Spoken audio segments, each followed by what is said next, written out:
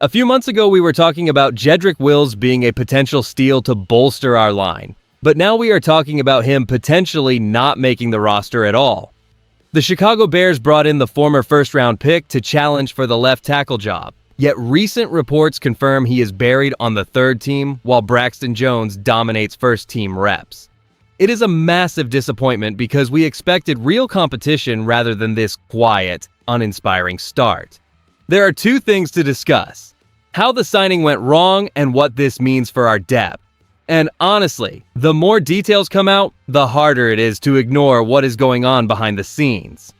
Hit the like button, subscribe, and drop your name and city in the comments below. Let us get into it. The Chicago Bears made a calculated move this offseason by signing veteran offensive tackle Jedrick Wills, hoping the former first-round pick would provide legitimate competition for Braxton Jones at the left tackle position.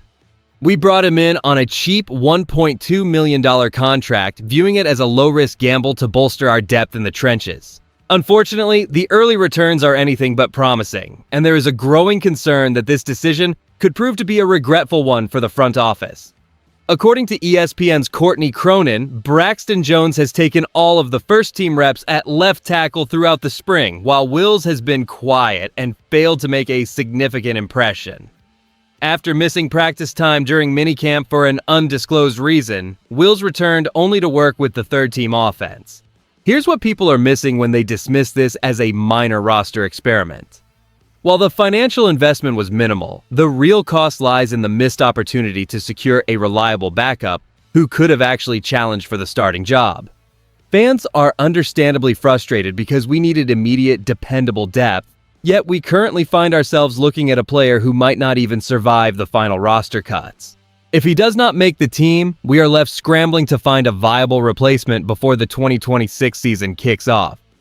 With Kieran Mccaskey and Theo Benedette also in the mix, we have to ask ourselves if the coaching staff is truly comfortable with their current options if Jones encounters an injury or struggles during the year.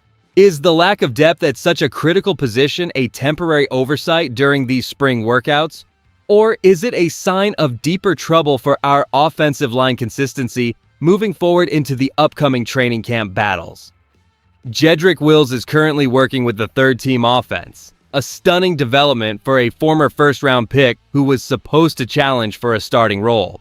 This is where it gets real because the front office gambled on a veteran who did not play a single snap in 2025, hoping his experience would provide stability for a group currently led by Ben Johnson. When we look back at the decision to offer a one-year, $1.2 million contract, it is clear the team wanted a bargain veteran to push current players. However, missing OTAs and being sidelined for minicamp has severely hampered his ability to integrate into the blocking scheme. Historical context suggests that when a veteran starts this far down the depth chart during his first spring, the path to making the final roster becomes remarkably narrow. Behind closed doors, the staff is likely frustrated that their low-risk financial move is yielding no competitive return, forcing them to rely heavily on Braxton Jones instead of having a proven commodity in reserve. While the financial investment is small, the opportunity cost is significant because other candidates like Kieran Mccaskey and Theo Benedette now have to carry the burden of depth without the professional insurance we anticipated. We are seeing a scenario where the front office might have to scramble before the 2026 season begins to find reliable help if this experiment continues to spiral. Courtney Cronin noted that Jones has maintained his grip on the first-team reps throughout the spring, leaving little room for a struggling newcomer to gain ground. As fans, we have seen these reclamation projects fail before, and the current lack of transparency surrounding his practice absences makes us wonder if the team has already started planning for a future that does not include his presence on the active roster. Moving beyond the simple headlines, we must analyze the genuine implications of this roster decision as we look toward the fall. The truth is, the decision to sign Jedrick Wills Jr. for $1.2 million represents a calculated gamble that is quickly trending toward a total loss for this team. While the financial impact is minimal since he can be cut without penalty, the real stakes involve our inability to secure reliable veteran insurance for the offensive line. By betting on a former first-round pick who has failed to perform, we missed the chance to bring in a dependable veteran who could have pushed Braxton Jones to his full potential. With Jones currently securing all first-team reps at left tackle, according to Courtney Cronin, the competition appears to be essentially non-existent. This lack of depth creates a precarious situation when we look ahead to the physical demands of a full season. If our starters sustain injuries, we are left scrambling with unproven depth chart options that leave us vulnerable during critical divisional matchups against the Green Bay Packers and Minnesota Vikings. This roster instability directly threatens our playoff aspirations, as controlling the line of scrimmage is the only way to navigate such a difficult schedule in the modern game. Without a proven backup tackle to step in, our offensive rhythm will almost certainly collapse if the injury bug hits our primary starters. We are essentially relying on hope rather than proven talent, and that is a dangerous position for any serious organization to occupy. We need consistent performance to keep pace with the rest of the conference. And right now, the gamble on Wills is putting our entire offensive philosophy in jeopardy before the season even starts. We are simply hoping the situation improves before September, but the early signs are undeniably concerning for us all.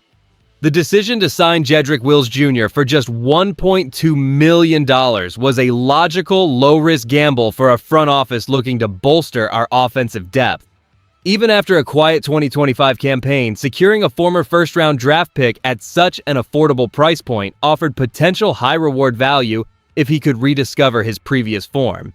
However, the downside is becoming clear as the veteran struggles to make a legitimate impact in the current rotation.